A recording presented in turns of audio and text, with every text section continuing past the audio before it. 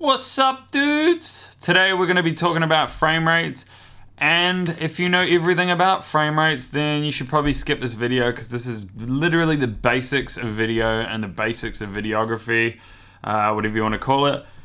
And we're just going to be talking about why you'd use certain frame rates in certain places and why you are wrong if you think the higher the frame rate the better. It's not actually true.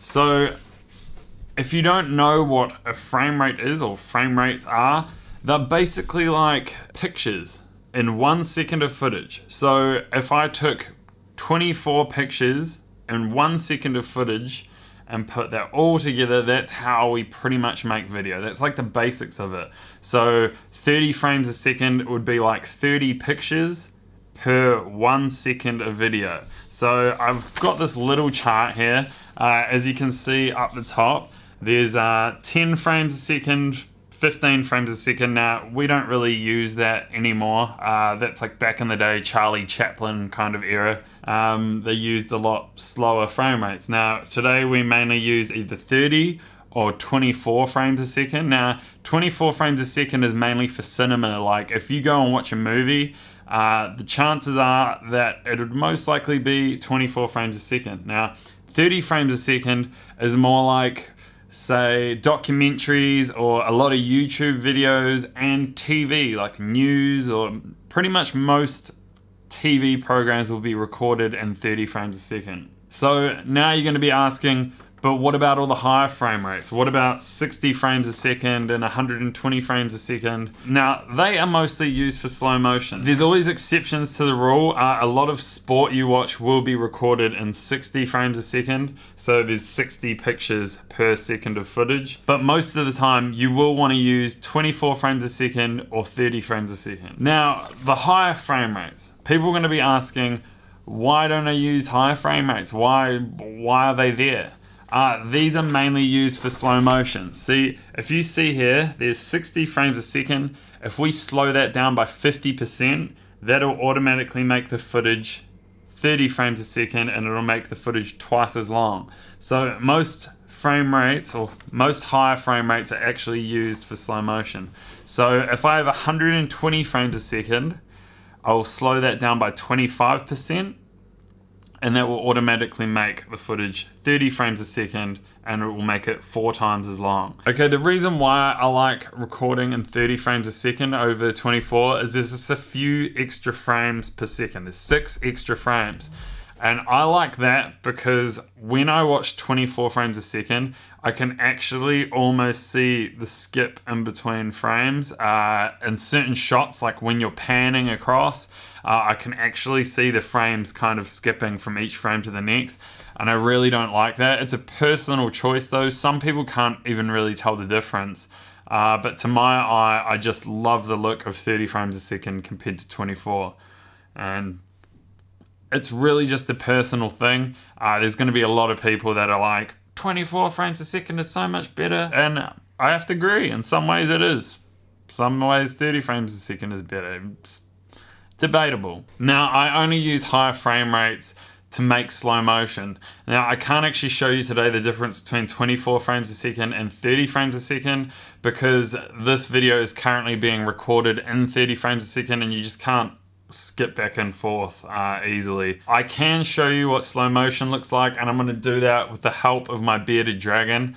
I'm going to record some footage in 30 frames a second and then 60 frames a second and 120 frames a second so you can see the difference, and I'll be slowing those down to 30 frames a second and whatnot. So hopefully you can get a better understanding of what frame rates are and why you'd use them. And then after that, I'll be jumping into Adobe Premiere CC and showing you guys how to make your footage or your higher frame rates slow motion. Now, if you don't have Adobe Premiere CC, it's all pretty straightforward. Most video editing software should be able to do the same thing. You just have to Google how to do that. So let's get into this. I'm going to start recording some footage of my lizard and slow that down, and you guys will be able to see the difference in frame rates and why you'd use them.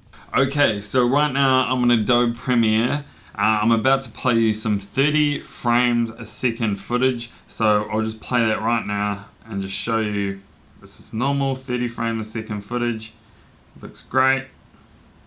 nothing's skipping. Notice the footage just looks very crisp. We'll pause this, and this is just why you don't slow down footage that is 30 frames a second. If I right click the footage here and we go speed and duration and we slow this down by 50% and push enter, that's going to slow the footage down by 50%. So what happens now is the 30 frames a second is slowed down by 50%, which makes it 15 frames a second.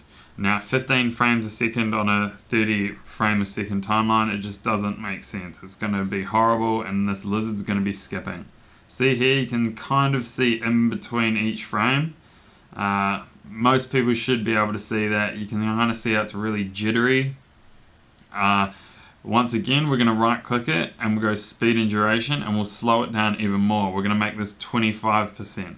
But normally you'd slow down 60 frames a second by 50% to get 30 frames a second, and you'd slow 120 frames a second down by 25% to get 30 frames a second again, because we're in a 30 frames a second timeline. So we're going to slow this down by 25 now and push enter, and you will be able to see here for sure how skippy this is. Look, it's skipping. You can almost see each frame being played. Like, watch my fingers. See how my fingers just like jittered away? You really do not want that. It looks horrible, and you instantly look like an amateur. There's no reason for it, unless it was something like you couldn't slow down in any other way. There are other programs like optical flow if you need to use that to slow down your footage, but it's always best just to capture it in a higher frame rate and slow it down later. Now over here, this blue section of footage right here, this is 60 frames a second. Now what you'd normally need to do is right click it, speed and duration, and you'd slow it down by 50% to make it 30 frames a second. But I don't need to do that because I have a Panasonic GH5, and that automatically does that in camera. So if your camera doesn't automatically make the footage slow, you will need to come in here and change it to 50%. Now I'll push play. You can see there's no skipping, it just looks amazing. We'll watch that again. There's no skipping whatsoever. It just looks great, it looks crisp. And now we're going to go into the 120 frames a second footage. So normally, once again, you'd have to right click it, speed and duration, and you'd normally have to slow it down to 25%, but my GH5 automatically does that, so I don't need to do this. So I'll push play. This is 120 frames a second slowed down to 30, and look how crisp it looks. That slow motion is just amazing. That is what you want right there, that perfect crisp slow motion, no frame skipping like back here. It looks horrible. Just please use your high frame rates to make slow motion, because no one wants to see that skippy annoying footage. Now another thing that is one of my pet peeves is when people will record footage in 60 frames a second and render it out as 60 frames a second, and then they'll post it online. Now I don't know about anyone else, but I get kind of nauseous when watching 60 frames a second played that isn't slowed down. So if you have recorded in 60 frames, what you want to do is you want to go up here, File, and then Export. This is what I mean by rendering, if you guys don't know. Media. You go up here, I normally export my footage out in H.264, which is a format type, and then I'll come down here to YouTube 1080p because all my videos are uploaded to YouTube. And then if you scroll down here, you can see the frame rate that it's automatically set is 29.97 frames a second. In the film world, we round that up to 30. So whenever someone's saying 30 frames a second, they normally mean this here, 29.97. A lot of people will actually render their footage out in 59 frames a second, and I think it looks terrible. It could be a personal thing, but we want this here, 29 frames a second. So even if you have recorded your footage in 60 frames a second, you can still render it out in 30 frames. Now, a lot of music video shooters or people that work around the music industry, they'll actually record all of their footage in 60 frames a second, and then they'll come in and they'll be able to pick and choose what parts of their video they want to turn into slow motion, and then at the very end they'll come down here and they'll render it out in 29 frames a second. And that's an amazing way to do things, but for me that doesn't work, because the higher your frame rate, normally the bigger the file you're going to have. So I'll pick and choose in between rather than doing it that way. So that way I'll have smaller files when I don't plan to use slow motion, and then I'll have those bigger files to slow down later. So that's pretty much the basics of frame rates, and that's all I really wanted to get out. I hope you guys enjoyed this video. Make sure you click that thumbs up, make sure you subscribe, click that bell next to the subscribe button if you want to be notified every time I make a video. And that is me done, and I'm out.